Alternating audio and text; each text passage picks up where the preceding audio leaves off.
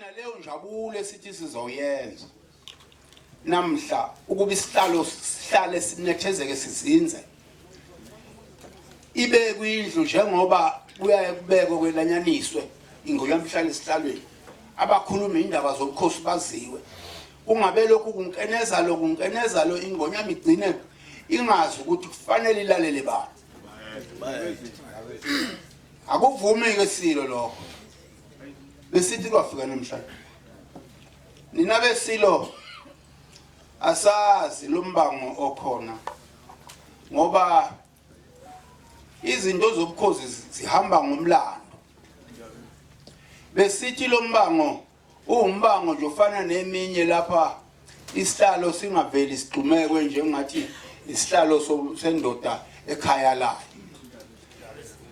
uzabalaza amadoda esibeka ngoba sisuke lesihlalo sizawuhlala ozobheka umhlaba wakwaZulu owasekelwa ngegazi lamadoda asibekeki ke nje sivele sithoda bese ngethuki ngoba masilokhu sisuka phansi siyazi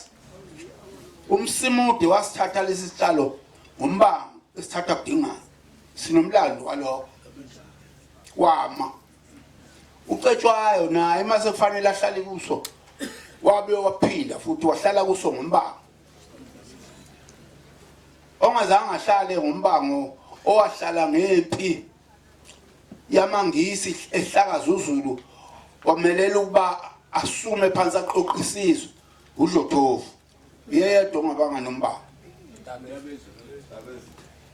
nomqwalajuba waba sekuseni ntambama waphela sebebeke umntwana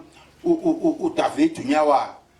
bathi kahlabe iliba wafika incwadi yayibeka umqwalajuba azange bekhona waqhubeka umqwalajuba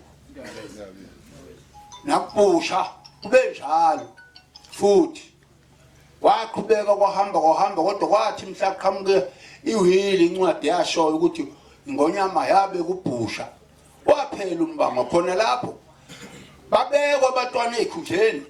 abazawusingatha nengonyama isihlalo sobukhosi ayizange bekho inxushunxuso zami izindlu ukulandelana kwazo sibheka isihlalo azange kusuka ngenhla agibele ngezansi kusuka nje uphandayo athi nami ngizalwa inkosi ahambe ayibeke asibekwa kanjalo lesihlalo sobukhosi ngoba isihlalo esikhulu isihlalo sesizwe sikaZulu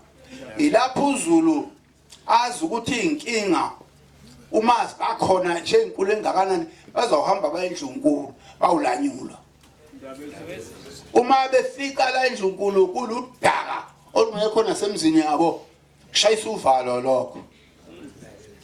kushayisa uvalo kanti lo sihlalo samiswa uNkulunkulu ngeqonde ayikho into yamiswa ngamakhosi ohlangene nombango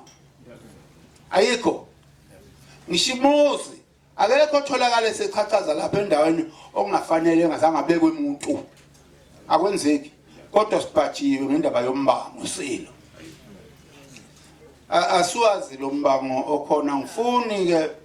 nina basendlunkulu ninonke angifuni silo ukukhuluma kakhulu ngoba uxabene indlu yodwa okusesihlalo siphakathi kuyo ukuthi yini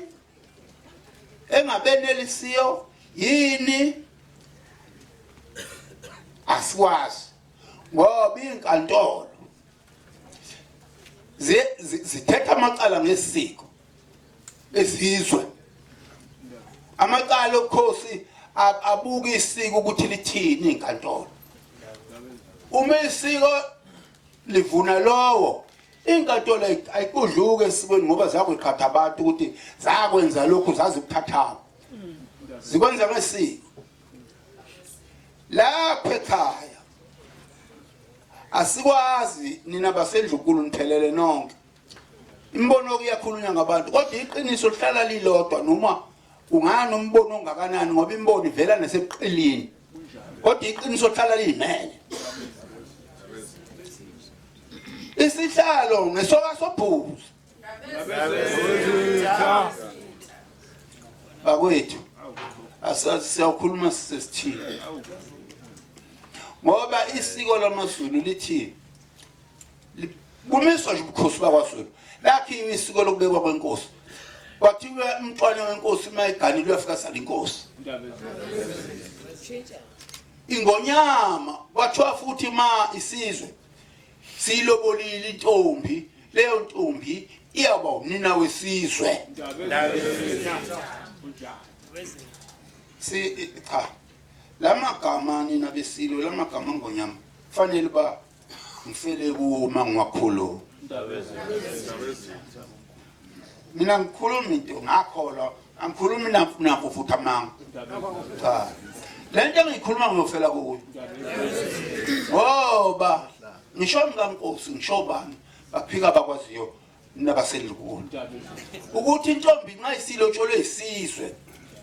leyo ntombi unina wesizwe inkantolo zikhuluma kanje uma uvukela leli siko angazi manje uvukela isizwe phela ngoba ubukhosi bonke bakhiwe ngaleli siko lalapha ekhaya asazi ukuthi kwenze njani usathane usihlupheleni ngokuba kuhambe abatwana bakaBhusha nabakadlokombane bangazosehlalo sikayise nabakaBhusha siyahlupheka ngokungabikho kwabo ngokungabikho kwabo ngonyama siyahlupheka ngokungabikho kwabatwana bakwethu nawe futhi ke hlupha lo usolwa ngapha kuthiwa usukhipha ubani usufaka ubani indaba kunkanezelwa ngabantu abangaqondene nawe hayi ngiyakhala mina ngeke angimthanda umuntu akasobhuza weza esuka kwangani wafika hlonipha ubukhosi bakwaZulu ufike lapha ekhaya lo muntu akasobhuza kuningi isizwe sakwaZulu asenzele khona imkhosi yayingasekho iqedwe ngamangisi kudala wafika lo muntu akasobhuza bahlangana nomdlokombane bayivusa ivuswa lo muntu akasobhuza owalotsholwa zinkomo zamadoda ukuba zoba unina wabo nama nimi kanjani anivumi into engikhulumayo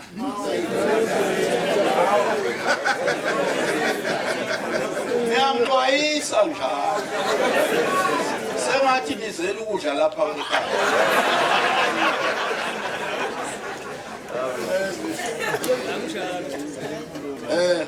ngakhuluma into enizaziyo enihambani yakho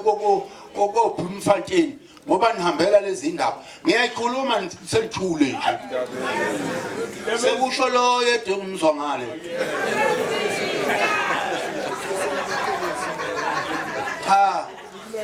hayi isilo esikhulu angingabambeleli ukukhuluma kodwa ngithandile ukuba nxa basendlunkulu bephelele lapha nisho ukuthi lapha endlunkulu yabo ukukhuluma kumi njengoba kumile sikhona sikafa angacabanga ukuthi lapha abona abantu beshoba amaphepha ngobukhosi acabanga ukuthi ubukhosi abunabanikazi babo asikafi kuyosho sesile silo esikhulu siyathokoza kakhulu silo asazi kulento sesiyobheka uNkulunkulu engicelayo nje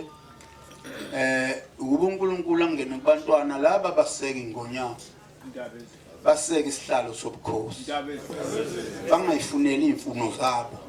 ngoba nxa befuna imfuno zabo bazoshovana phezulu kwesilo bahlebane phezulu kwesilo silunguthi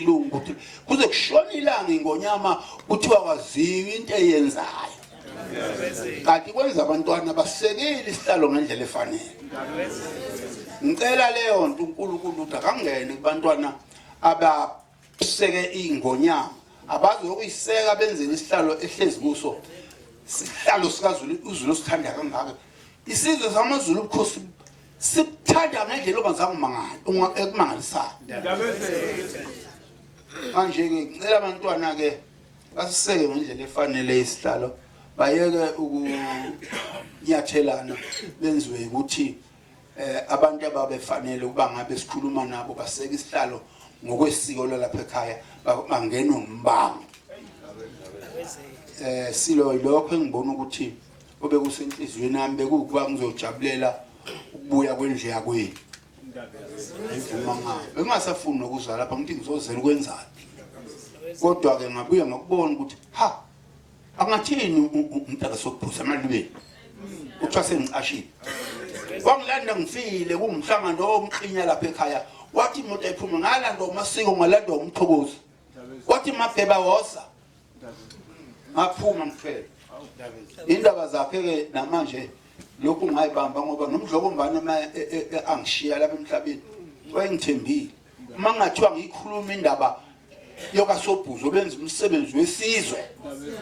sekhona kusekhona uncane ngisho ngokaSobhuza. Nina benkosi niyongixolela engushiye. Kodwa sengiqedile engithi besijabulela ukuthi bayabuya. Kodwa ke asisho lutho ke thina ngowami umlomo. Angisho ukuthi benzani ngibabeke lutho bayakwazi abakwenza. Kodwa ngazi isiko bayolijika kanjalo. Wena Silo.